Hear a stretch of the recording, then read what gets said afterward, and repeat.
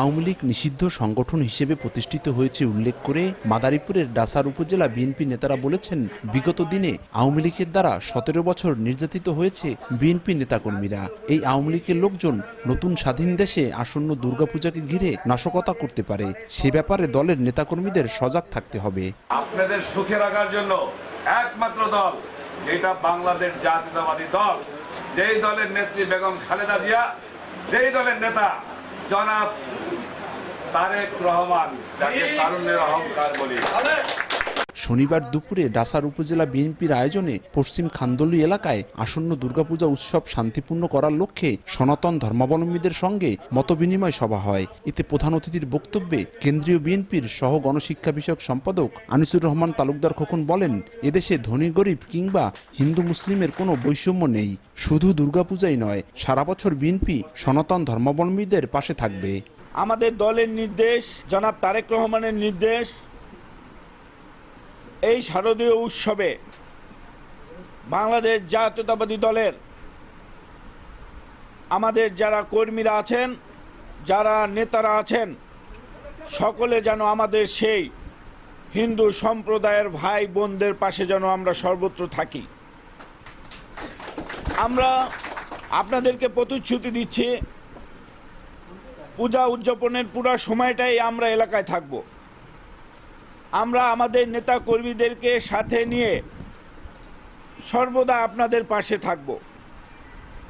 আপনাদের এই পূজা উদযাপনের সময় কারো কখনো যদি শারীরিক সমস্যা হোক,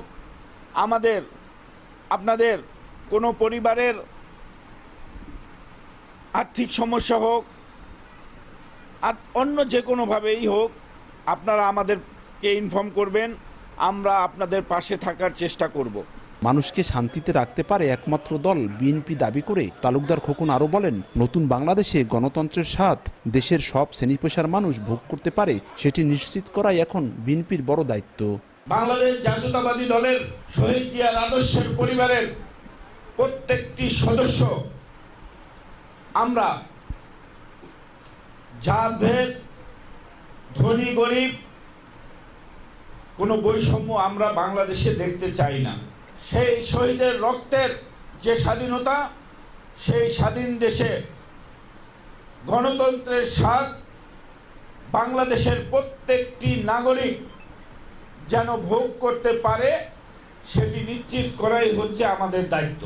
কালকিনি উপজেলা বিএনপির সাবেক সভাপতি ফজলুল হক ব্যাপারী, ডাসার উপজেলা বিএনপির আহ্বায়ক আলাউদ্দিন তালুকদার, সাবেক সাংগঠনিক সম্পাদক সালাম খান, যুগ্ম সম্পাদক ইসমাইল হাওলাদার, জেলা পূজা উদযাপন ফ্রন্টের সদস্য সচিব অসীম হাওলাদার, যুগ্ম আহ্বায়ক জ্ঞানেন্দ্রনাথ মল্লিক, ডাসার পূজা উদযাপন ফ্রন্টের আহ্বায়ক সমীর সরকার খোকন সহ অনেকেই উপস্থিত ছিলেন।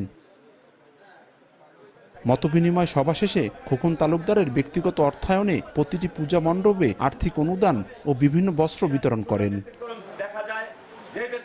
সঞ্জয় কর্মকার, অভিজিৎ, সময় সংবাদ, মাদারীপুর।